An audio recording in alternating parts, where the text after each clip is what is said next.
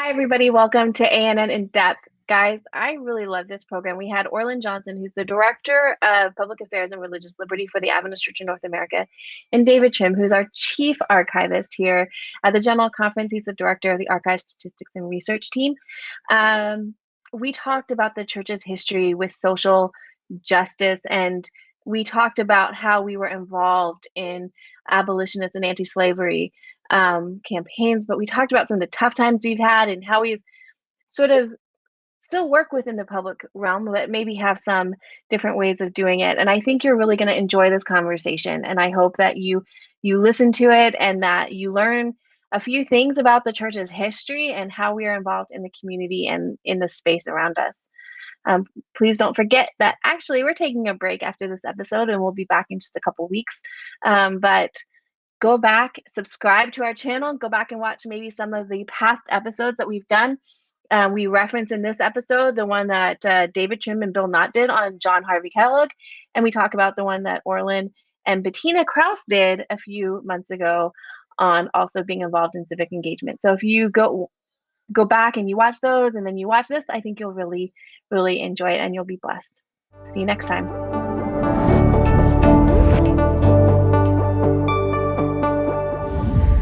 Hi, everybody. Welcome to ANN In Depth. I'm so excited because Orlan and David are with me today. Sam is not able to join us, but Orlan and David are with me.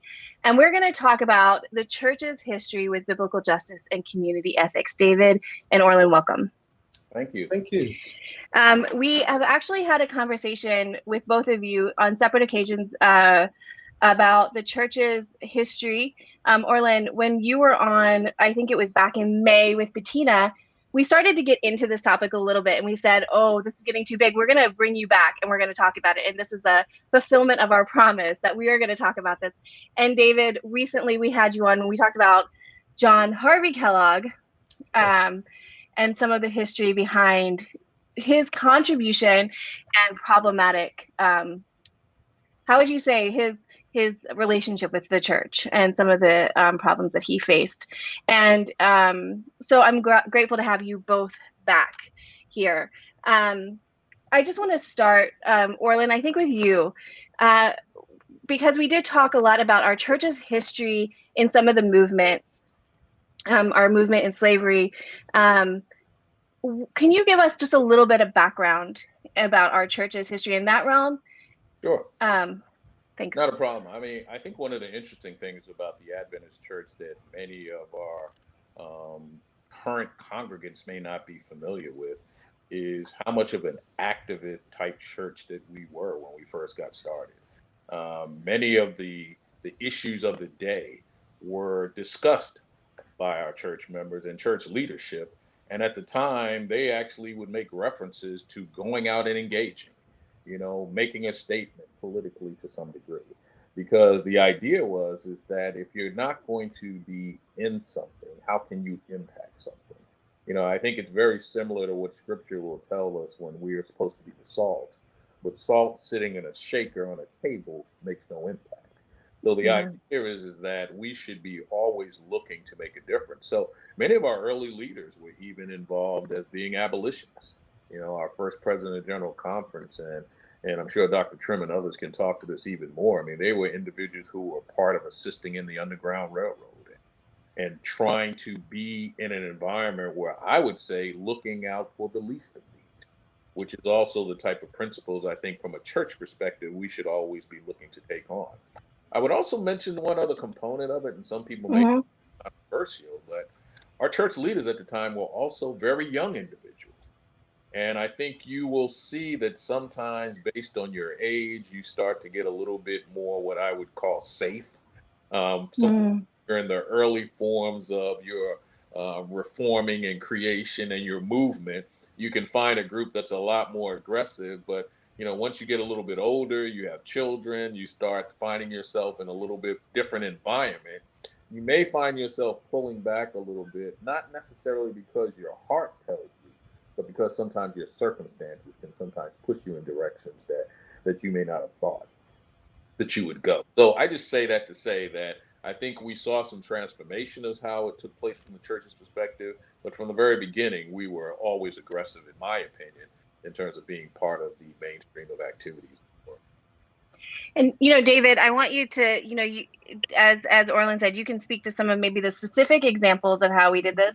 But when you and Bill Knott were on our program, we talked about John Harvey Kellogg, but his father, John Prescott, right, was actually part of the helped slaves escape from the South. So he was an abolitionist, and one of the founders or starting members of the Adventist Church. But David, I don't know if you are. I know you can. It's not that I don't know. I know you can talk to some of this specifically. Yeah, John Preston Kellogg, in fact. Preston, sorry, I said Prescott. Yes. Sorry.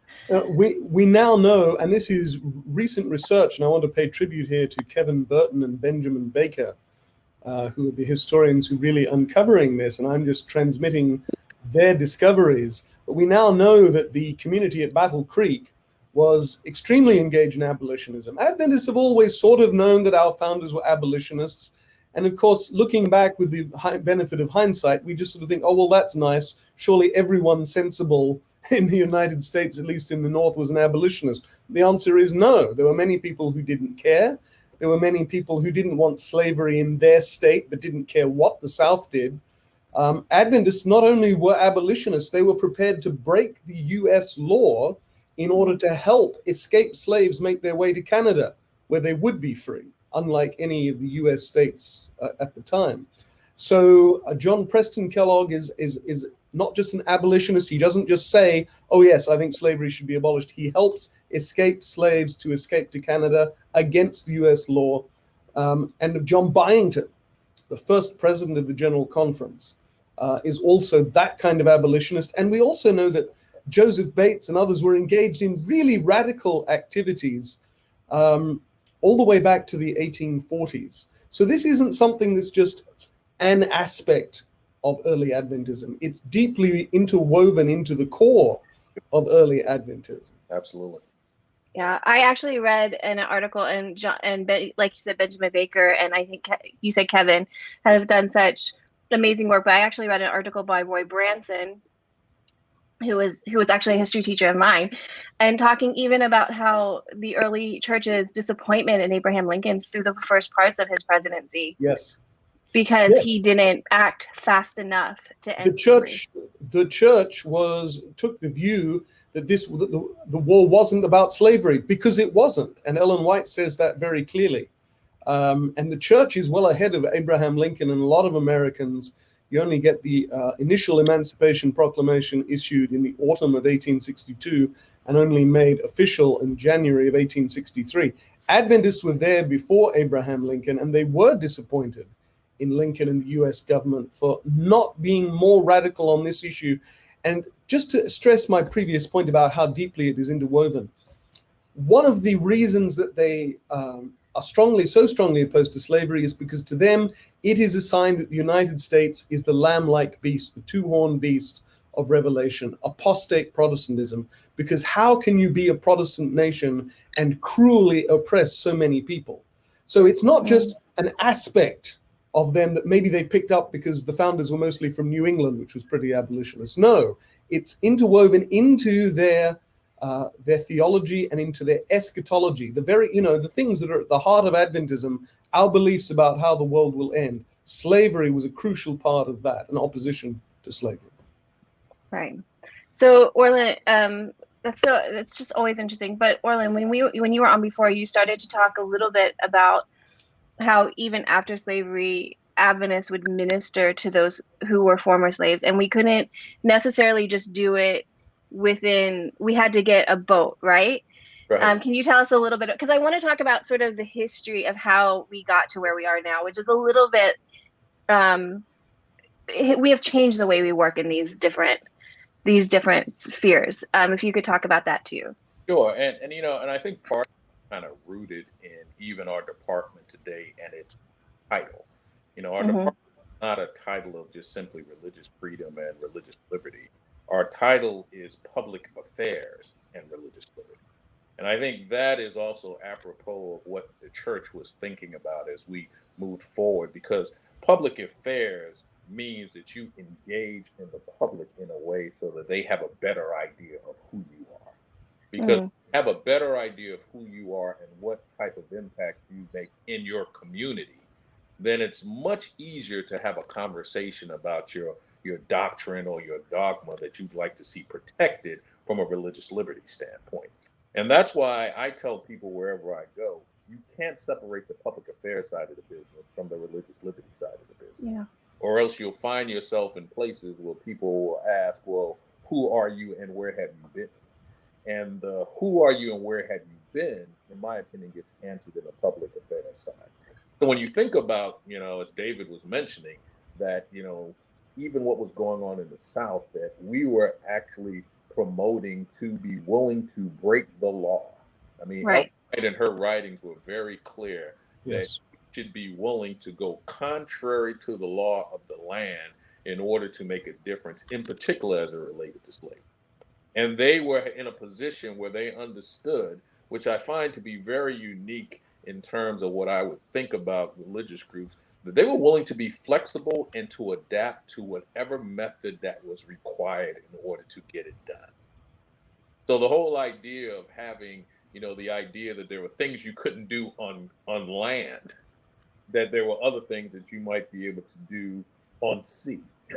And the idea of being willing to, to get the Morning Star, to be a vessel that you could utilize that as a way to take people from out of a particular scenario, bring them into an environment, almost the way you would almost have a church environment, but was an environment where it'd be very difficult for somebody to come and to aggressively talk about you being in violation of the law, but in the same breath, we're trying to figure out how to do God's will in the midst of a sinful environment. And I think that was a very important step in demonstrating who we have been as Adventists. But I think what is also important that sometimes Adventists don't completely grasp is that we've always done this work not only in the name of Adventism. We've done this work in the name of protecting other groups that have other different beliefs than we have.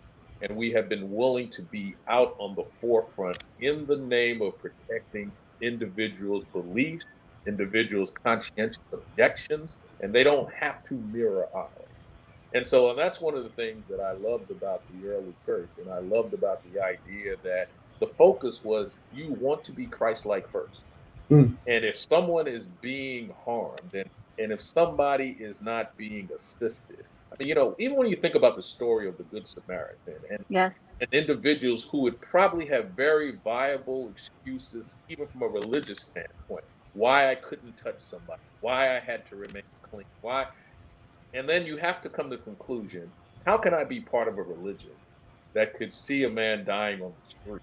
And because of my religious beliefs, I have to walk past him and not do it. And that poses the question in your mind, is that the type of environment that my God would have?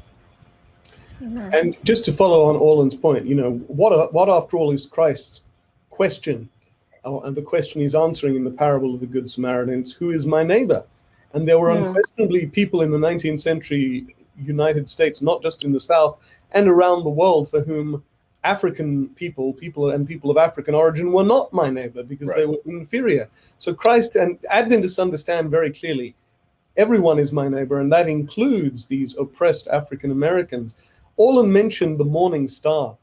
What was it that Edson White was doing from the Morning Star? He was teaching poor, recently enslaved African Americans to read. He was teaching them better techniques of agriculture, teaching them light industry, as well as teaching them religious principles. In other words, he's helping them better their conditions. He's not just coming in and saying, here's some religious teaching, which is very nice. But no, he's actually helping them transform their lives and their communities. And why does he do it from the Morning Star? Partly because he knows that whites in the South could lynch him for this.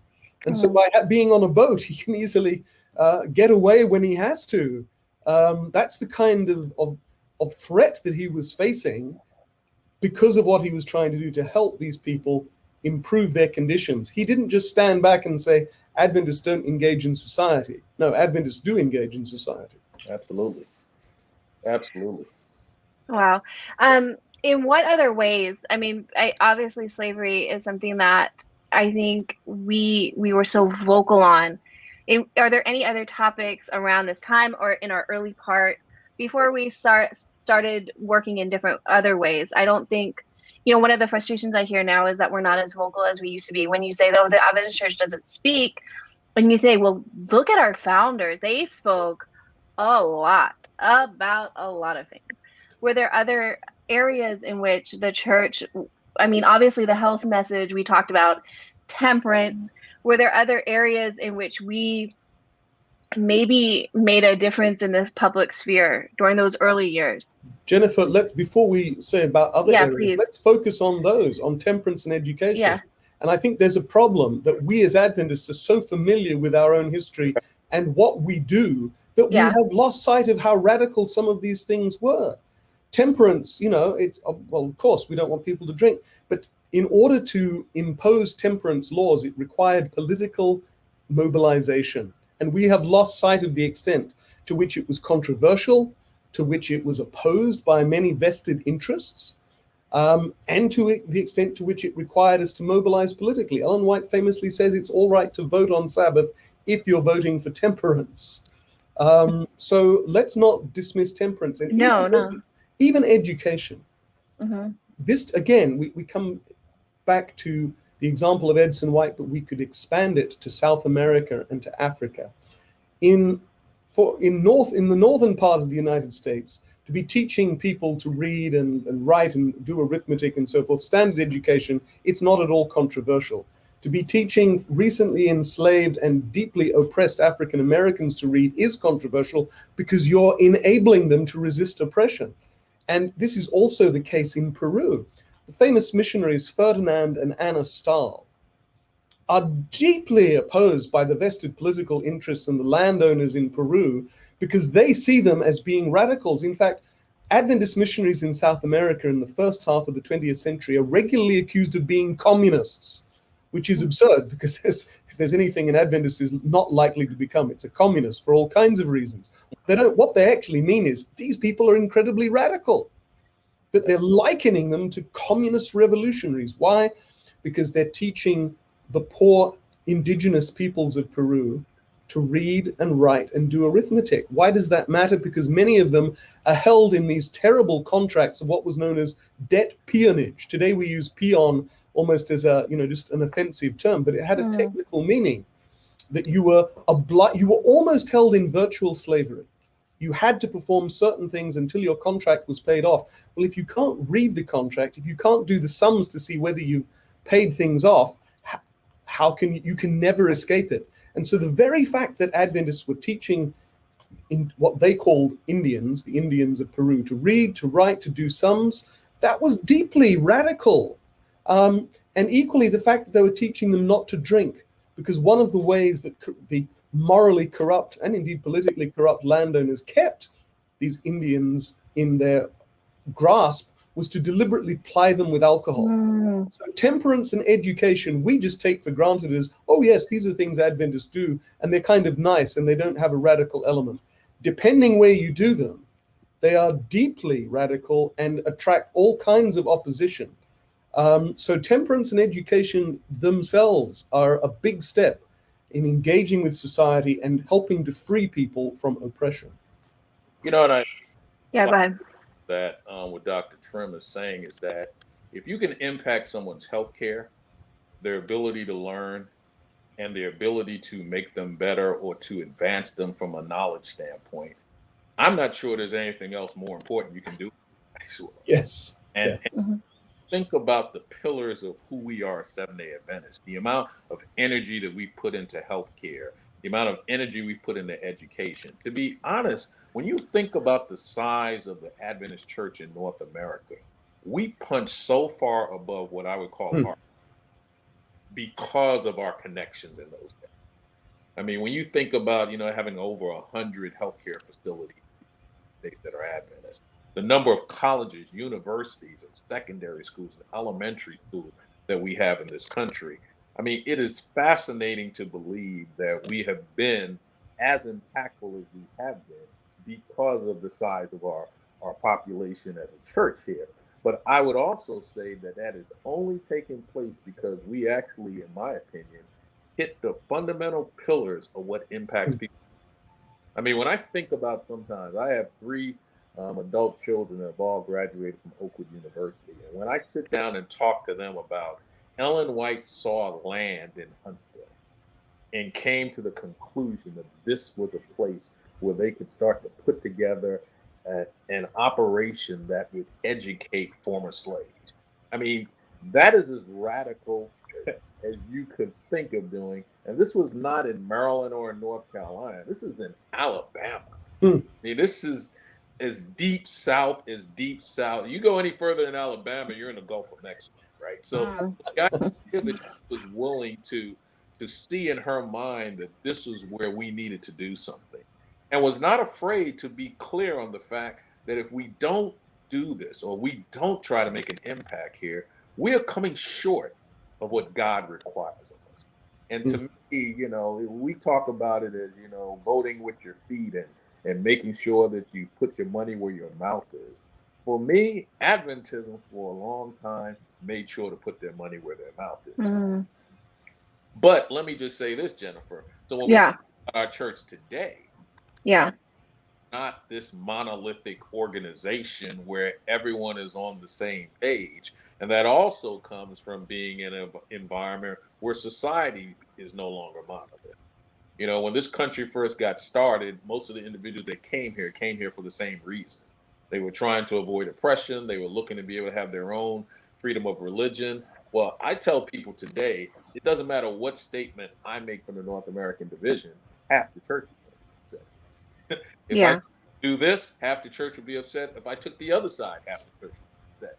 Because we are not a group that has pigeonholed you into believing that this is the only facet of what happens. But to me, that also comes with high levels of education, high levels of information, high levels of being informed, high levels of being in a position where you've seen so many different things that it must impact you in some way. And so, you know, that is what I would call the positive and the negative of it all.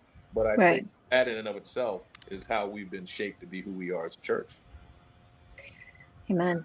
So we didn't always do it correctly. You know, I think that when we talk about, I don't want to use the term, that trigger term, social justice, but when we talk about how we've worked in the public sphere, you know, if people are going to listen to this conversation and they're going to say, hey, you're making our founding, why was I about to say founding farmers? I did not mean to say, our founding members of the Adventist Church look like they were saints, you know, and that they had all the answers. But, you know, in the US, you still have segregated conferences. These things still exist within, you know, we have a racial divide in our church.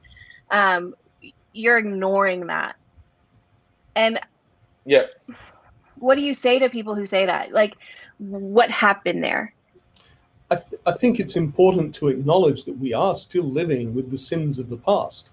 And as an historian, I especially see this. Probably many people think, well, if it's more than 30 years ago, how does it still affect us? You know, events carve deep grooves into society. And the longer ago they were, the deeper the grooves are. Of course, if you go back eventually far enough, yes, there's not that much connection. But we're only 150 years removed from the Civil War, and there's been sequence after sequence of things reinforcing, as well as contesting a lot of the things that happened there. So we are still being shaped by the sins of the past, and by the fact that Adventists, this is in fact a great historical paradox, Jennifer. This very same Adventists who were so radical in the 1840s and 50s about African Americans, by the 1890s are not wanting to worship in the same church with them and have to be strongly rebuked by Ellen White for that. So there's an interesting historical problem there about which we don't know much because nobody has done the research. So if there's any would-be graduate student listening or watching this, you know, there's a great subject. How do you get from the radicalism of the 40s, 50s, and early 60s into the segregationism of the 1890s and even more so by the 1910s? It's an interesting problem. I do think our founding, they were farmers, Jennifer, so you're on the right track. I don't know where that came from. Our founding fathers and mothers were actually, I think, very noble in their attitudes and their aspirations. But as the generation shifted, we lost some of that. And that's an important part of the history, and that explains things not only in the United States today, but things in the American church today. And because the American church was the church from which all others grew, it also helps to explain things in some other countries as well. Right. Yeah, and I also think, adding on top of that, that it's impossible to exist in an environment where you don't, to some degree, become a microcosm of it. You know, I mean, the people who will make up the church are still the people who are part of the United States, who are in this sphere, and I think, you know, the thing that we have to be cautious of is that we as Adventists will not use our societal differences as an excuse to not want to be the peculiar people that God has called us to be. You know, there are times when we look at some of the things that have gone on from a racial standpoint in our church. The idea was, well, that's kind of what society was in that particular area, and it was acceptable there. And as a result, it didn't look like it going outside the norm, whereas God requires us to go outside. But I also think the other interesting thing is that even when you look at our regional conferences, things of that nature, you know, it started off, I think, in large part as being the idea that we had groups that did not want to worship. But I think to some degree, it also transformed into a mechanism to actually impact a specific group of people. There is no question that the growth of African Americans and Adventism moved at a much quicker pace because of regional conferences. Yeah. The ability to be able to impact those who live where you live, who shop where you shop, who experience the same societal problems that you may be experiencing, was also a way to also cause the church to grow. So on one hand, which is probably so much the power of God, that he can even in an environment or a situation that's not meant to be for good, and to transform it in a way that it still turns out to be a growth mechanism for his church, in spite of what the reasoning may have been for it. So, you know, so it's been an interesting, paradox. Just how, you know, on one hand, we want to see a church that is always going to be intertwined together, but on the other hand, it was kind of through some of that separation that the growth actually took place. Right. But it's what's go ahead. Part that makes all the difference. Can I just no, please go ahead. Yeah, Jennifer, please do. I think, you know, Orlan has made an important point about the way the church is always affected by wider culture. We say we're not, but we always are in ways we often don't recognize. And what we would like is for the church to transcend the values of its time. And there always were and always have been Adventists who do transcend the values of their time, but there have been others that are not. And what is interesting is that you can see this at work, even in an example of African Americans being treated well by the church.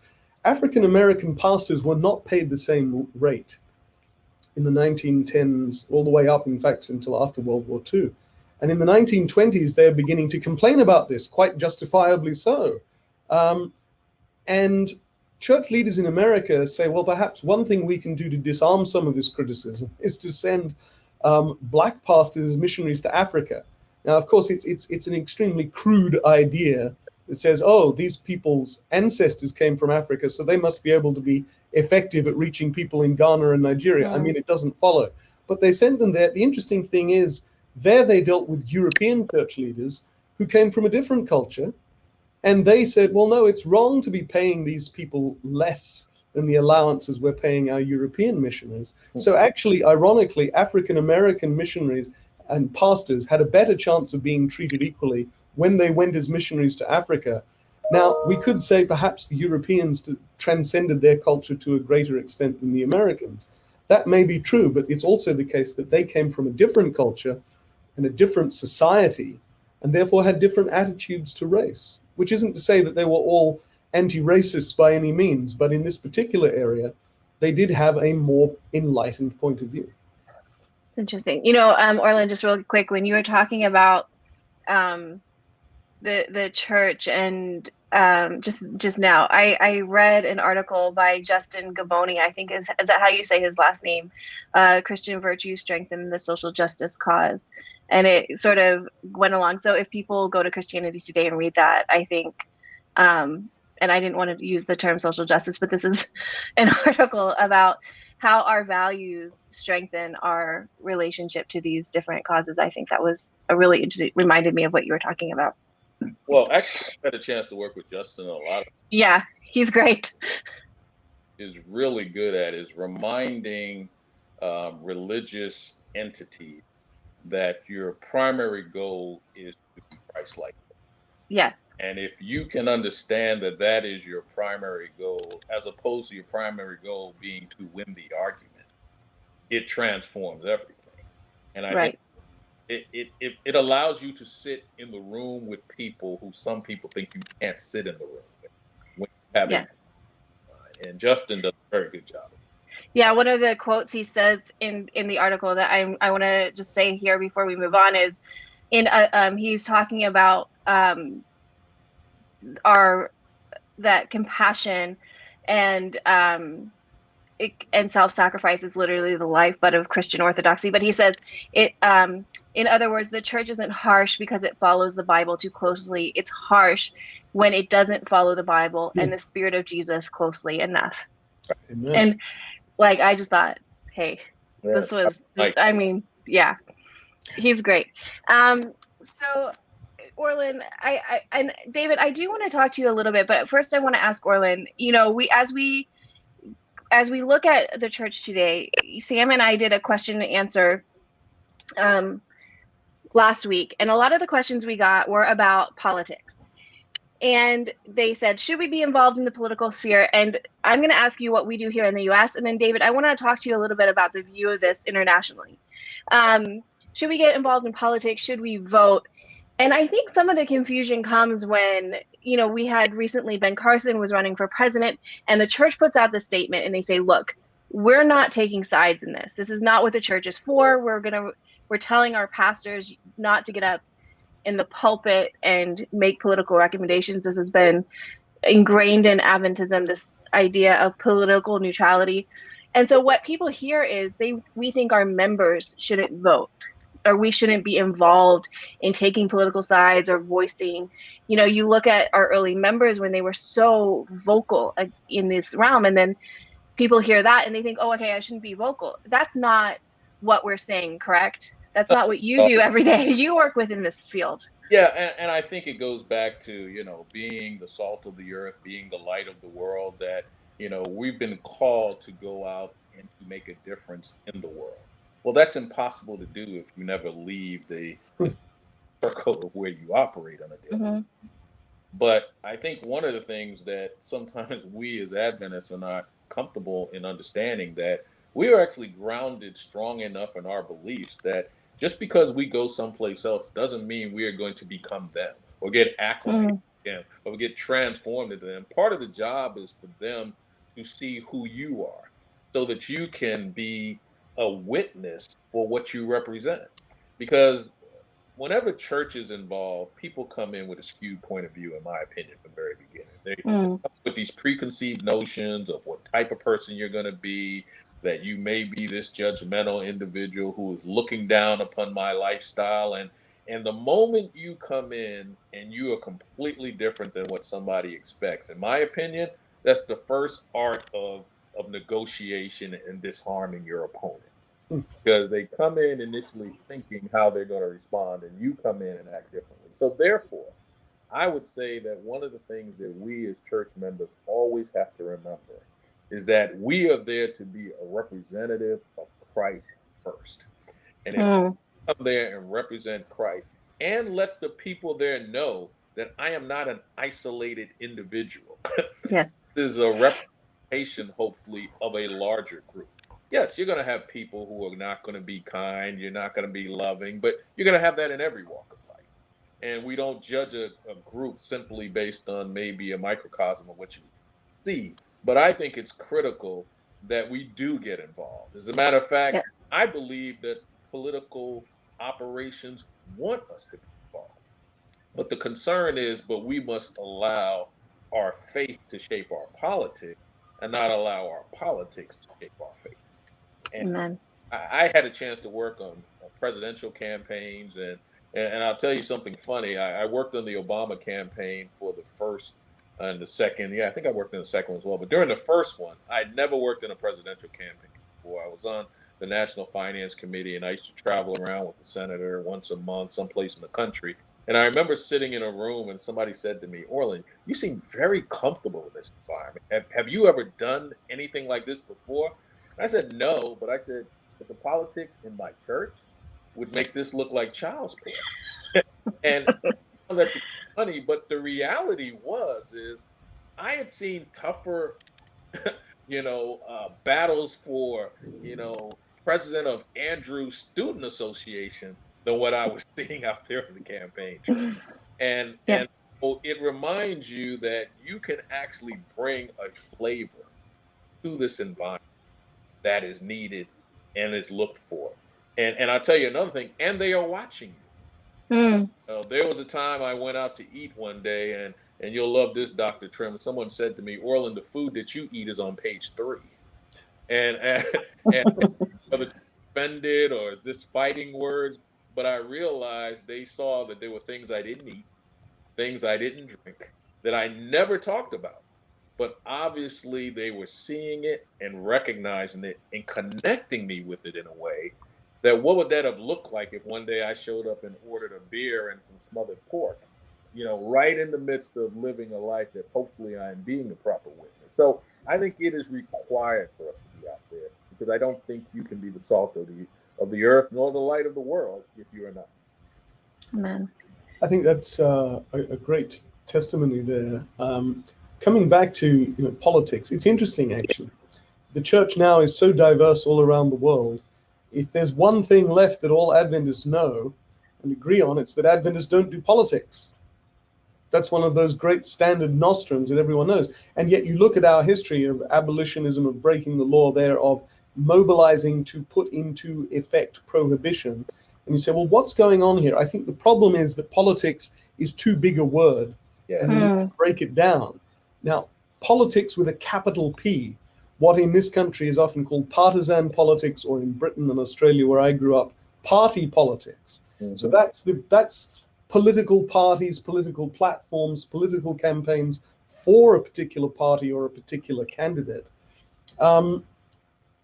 Those have been something that the organized Seventh-day Adventist Church has never been part of.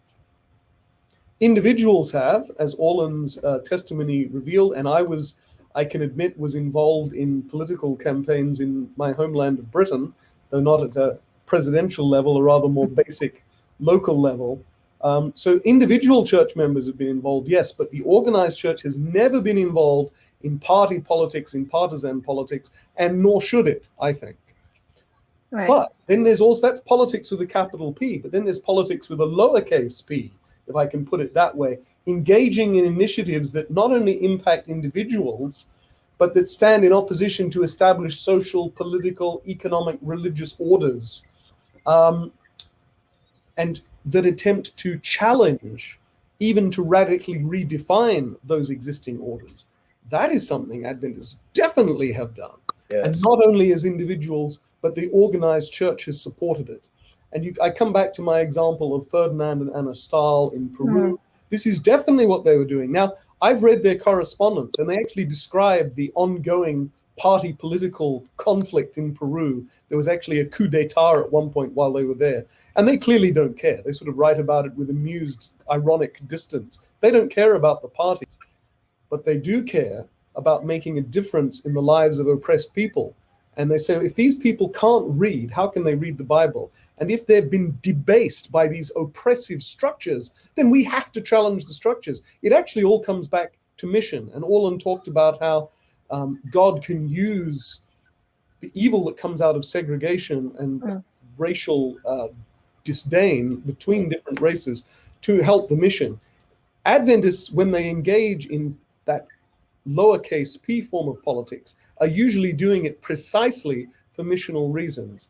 And I could give you examples from Africa and Southeast Asia, where likewise Adventist missionaries take these steps to challenge an existing order that holds people in such an oppressed state that they can never come to know the gospel, or almost none of them can. And here's the thing, the church knows about it, because we also have the letters from church leaders saying, yes, we received your report of what you're doing, keep on doing it, keep on doing the good work. So I think, what if we just say, oh, politics, it's too big a term, because politics encompasses too many different things. I think for the partisan politics, yes, we can do it, and Adventists do it as individuals. The thing to remember there is that we have other church members who are equally as sincere as I am, who are on the opposite side. Yep. Yeah. And Ellen White's testimonies against being involved in politics are about times when it brings division into a local church or to the church as a whole. That's when she's concerned. So long as we can be Adventists first, and Republicans or Democrats or conservative or social democrats or whatever late second or even third or fourth, then I don't think there's a problem. But we come back to the fact that Adventists, not only individually but collectively, have been involved in that other form of protest and politics, what sometimes is called social movement politics, as opposed to party politics. You guys keep talking, and I think of that verse when we talk about some of the things that have happened. What man has set for evil, God has made for good, and it's amazing how He's worked within our church. When I first started, my first job within the church was actually working for James Standish, when he worked as Associate Director of Public Affairs and Religious Liberty. My office was on Maryland Avenue. And I got to do that. And so I've been really blessed to see the way that our public affairs and religious liberty team, both at the GC and the North American Division, because they work very closely together. They do. Have worked. And so, Orlan, I would love to ask you sort of if you could give our viewers just an idea of some of the things we work on now, because I think that people, I used to do the other part of this. I used to do tours in the building before the pandemic struck. And we would get up to the third floor, and people would say, why do we have an Office of General Counsel, and why do we have a Public Affairs and Religious Liberty? And if you've ever been to the General Conference, they're right next to each other because they work very closely together. Right. And in the Parole Department, there's pictures of our associates and our director and our former associates and directors with public figures from different parties, from different countries. These are people we work with. So if you could tell us a little bit about how the church works in this sphere and why we do it, because I think people will get a really good understanding of sort of that transition that we've made, and that we are still working and still voicing our opinions. I think that's a perfect point for our church members to understand. And to give you an idea, the tagline that we try to operate from the North American Division Parole Department is, our goal is to make friends before we need friends. We don't view our job to be a group of individuals that are here to sway political thoughts and to try to make sure that there's legislation that will be crafted that will never impact us from a religious perspective, because we've already been to the back of the book and we know how this story ends. So therefore, the job that we take on a regular basis is to establish relationships at all levels, on both sides of the aisle, and even people who don't even have a seat on either side of the aisle. And, and to give you an example, since March of this year, our office has engaged directly with the staff of at least 26 members of the United States Senate. And if we start to look at the numbers where we reach out into the House of Representatives, and the reason that we do so is because these are the individuals who obviously are crafting law. But sometimes if they're crafting law in isolation, it puts you in a situation where by the time you realize you've been negatively impacted, the game is over. And I'm of the adage that you either have a seat at the table or you're on the menu. And our goal is to ensure that we as an Adventist church are not simply on the menu. So part of what we try to do is stay connected with individuals, one, to find out what are their needs, and two, to be clear on how we can be helpful. I mean, there's no better relationship than when you give first. You know, if Yeah. it's the first time you meet me, there's something I am requesting of you. Chances are that relationship is probably not going to be one that's going to be as strong as I personally would like it to be. I give you a perfect example. The North American Division office right down the street in Howard County, Maryland, which is the second richest county in the United States. We had the Mhm. county executive come over and have lunch with some of our leadership, and we wanted to talk about what could we do to be helpful. The two things he mentioned to us was financial literacy. And you would think to yourself, huh, in a county that has some of the richest people in the world, one of the issues is financial literacy. In other words, making money and not even sure what to do with that money was one of the top priorities he wanted to know if we could help out with. And secondarily, we found out that we had a very large group of homeless children that attended the local elementary school close to our building. Mm. Two of the things, in my opinion, you could have never figured out. But for the fact that you have conversations and you Mm. call individuals in to let them know that we are looking to see how we can be helpful and impact this community in a positive way. It's not much different than what we tell our churches pastors. Will they miss you if you disappear? Yeah. And we want to create an environment that if the North American division and the work that stopped tomorrow, somebody would say, where are they? Because we missed the work that they did. So that's kind of how we've been operating.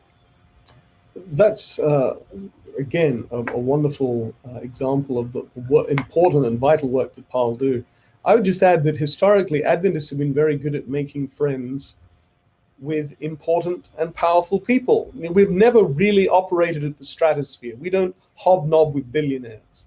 But interestingly, Ellen White actually says we should have a special ministry for the rich and influential. She also, let's not lose sight, she writes eloquently and passionately about how we have to be helping people and indeed in the ministry of healing is really about a social ministry. So when you Mhm. say, let's avoid the term social justice, I'm Yeah. fine with that. Let's do the traditional Adventist medical, missionary, and education, because if we do that, we will be impacting our societies and for good. But Ellen White also does say we should have a special ministry for those who are wealthy and important, because she understood that it requires a different approach to them. But what Adventists have always done well is to make contacts and make friends. Back in the day, it was because they knew if we want to send missionaries to this part of Africa or Asia, well, back then they were likely to be ruled by a European empire.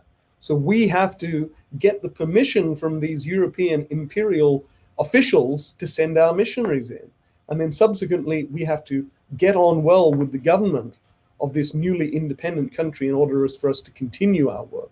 So this is a crucial work, and it's not antithetical to the work of helping the least of these, my brethren. Right. Man. The two actually complement each other. I'm so glad you brought up the point, both of you, because sometimes I get phone calls. My number is the number on Adventist.org that gets phone calls, and people say, "Why are we partnering with this group or this group in this country or in here in the United States? Why are we partnering with them in this hospital?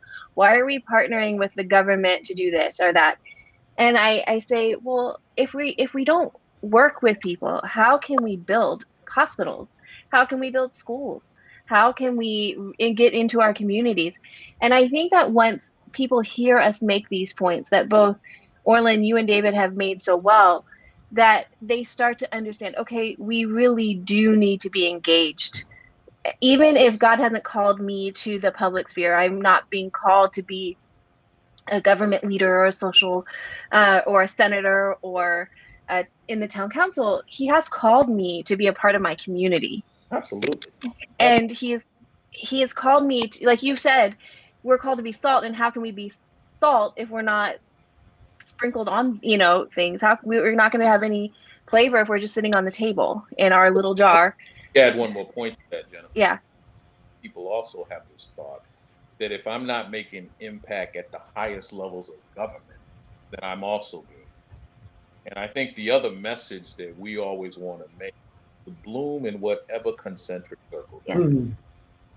That is the goal. I mean, somebody may say to me, well, Orlan, you've had a chance to work with congressmen, and the reality is a lot of the individuals that I work with now, I worked with them when they were school board members. I worked with them when they were county council members, when they were Hmm. House of Delegates. Our senator in Maryland, Chris Van Hollen, he and I were friends when he was like a freshman delegate in the Maryland House when we were all very, very young guys. And the reality is you kind of grow with these relationships because that's how you know that you have some real, what I would call strength when you're speaking to people. And that's why there is no level that's unimportant because who Right. you are today could be very different from where you're going to be tomorrow. I mean, I met Barack Obama when he was a state senator in Illinois and was not in leadership in that particular house. And he just was somebody who I'd met, I'd heard about, and I did some work with him. I mean, when I was at Andrews University as a student, my first political job is I worked in the congressional office at the time of Mark Siljan, 4th District of Michigan, Republican district. And I was a student intern that used to go out there and work every Friday. All I did was handle constituent service phone calls. And I did that every semester for the 3 years that I went to university. I started getting college Wow. from it. So, I mean, I've had a chance to work for Republicans. I've had a chance to work for Democrats. But I think the key is even in politics, which has now gotten completely distorted, you were originally supposed to be there for the benefit of your constituents. Yeah. You're supposed to take care of the people that you represent. I mean, it's gotten obviously so distorted now, but I love the ground level of politics on both sides because you Right. get to see an experience that's very different on both sides. But they all seriously just are looking to hopefully have a great environment for them and their. And if we go back and to the beginning of our conversation, it's not like Ellen White she was a young girl when she started, or she was younger when she started. Like you made the point that our church founders were young and they were passionate about these social movements. They weren't rising up to the higher realms of politics. They were speaking to where they are and trying to influence their community and the people of who they had influence over. David, and you talked about John Byington. He was, part of this as a younger, although in the pictures I've seen, David, of John Byington, he looked older, but we've talked about this before, that they looked older at a younger age back. Well, Byington was old, and so were Bates. Yeah. You had to have some leaven of experience there with the younger people. Yeah. So, but I want to talk, because I know we need to wrap up this discussion. David, you made the point, we have 21 million Adventists in the world right now. The one thing they agree on is we don't do politics. I would say they probably agree on the Sabbath, maybe. When I first came to the Adventist Church, I thought, okay, well, we agree on a lot of things. And then I was, I think 24 when I first started working here. And then I thought, well, at least we have 28 things that we agree with. We have 28 fundamentals that we agree with. And I've realized over the course of my long-term involvement in church work that that's not necessarily true. So how do we, because we are a global church, which means we represent different cultures, we represent different ways of thinking. How do we come together and talk about these things as a church family? And we wrestle through them, and we come out on the other side with God still leading our church. I would love to ask both of you sort of for these final words of advice about how we continue to have these conversations and where we should go. And then Orlan, if you could pray for us at the end. Sure. So then I'll start with David, if you don't mind. So Jennifer, I think an important principle from our history is that the mission always comes first. However, that said, what that means is often wider and broader than today we might think. Today we'd say the mission comes first, therefore we only do evangelistic meetings and we only have church meetings. That's not how our pioneers, or indeed the third and fourth generations of Adventists, understood it. All the way down to the Second World War, Adventists had a much wider understanding of what serving the mission meant. And again, the understanding that if people are in a certain state, they're not going to be able to receive the good news. They're not going to be able to hear and understand the three angels' messages. And so what it means for Adventists is that we have to get people into that stage where they are receptive to the gospel and to our distinctive prophetic truths. Amen. And I think once we understand that by a principle from our history, bearing in mind that we don't do party politics, but we do what is necessary to get people into that state where they will be receptive. And also, we honor the Old Testament commands, the repeated, numerously repeated commands to care for the widow, the orphan, the poor, the stranger, the foreigner, that is, who is within your gates. This is what is woven through Ellen White's writings about the ministry of healing in particular. So when we understand all that, then I think we will understand that the mission comes first can perhaps be understood in a slightly different way than perhaps many people have. Amen. You know, I mean, that is just right on point. And it's one of those things that I think from a church perspective, if we remember that we are Christian first and Adventist second, that in of itself, I think, lets the whole world know who we really are. And I'll also say there are things I think is important. And when you think about Bynington and Bates, the mission cannot continue to move forward if you don't prepare a next generation into that path. And I think one of the things that we are starting to see is the preparation that needs to take place for another generation. And in particular, this generation that we are preparing for likes action. And one of the things that I think is important, I think if they understood the real action that's out there that you could be involved in, that, you know, what I call the pushing and shoving to get to the front of the line if need be, I think we would see more young people grasping to get involved in this. You know, when you think about the Adventist Church, you know, where do they really gravitate to? They love Advent. Why? Because there's action. You go, big things are going on. I can make some type of impact there. And so I think as we start to just think about what we as a church can do, first, I think it's just understanding that we are going to be very different. Don't come into the door looking for something that's going to necessarily reflect exactly who you are, but come to the door with the idea that this is exactly how Christ operates. If everybody in the room is exactly like me, chances are only one of us is required. You know, the thought process that, you know, we've got this one monolithic team there. Well, it's not a team. Look at the disciples. They were all very different individuals. They brought many different skill sets to the table. I mean, Peter would cut off someone's ear, and Mark may sit in a room and you might not even know he was there. And, you know, the idea of knowing that if Christ could work with this, what I would call diverse group of roughnecks in large part, and band them together to be known as disciples of Christ, that there shouldn't be anything that we can't do in the name of God to bring us all. Amen. Thank you so much. I've really loved this conversation. I'm so excited for people to hear it. So, Orlan, would you mind praying for us? Sure. Thank you. Most kind and gracious Heavenly Father, thank you for an opportunity to be a part of this conversation, to hopefully, Lord, be the witness you have for us to be. We just simply ask, Lord, that your power and your spirit would just reign on your people, the just and the unjust, Lord, to let them know that with you all things are possible. And at the end of the day, to remember that this thing that we do is not about trying to better our situation here on this earth, but to prepare ourselves to one day live with you in glory. In Jesus' name and for his sake we pray. Amen. Amen. Thank you both for this beautiful conversation. As I just said, I'm really excited about it. I love talking to both of you. I think I could have listened to you guys talk for a lot longer. So thank you both for being here and talking to us. And for those of you who are watching, don't forget to comment and put your prayer request in. We have people waiting to pray for you 24 hours a day, 7 days a week, and subscribe for more content. Thank you. God bless.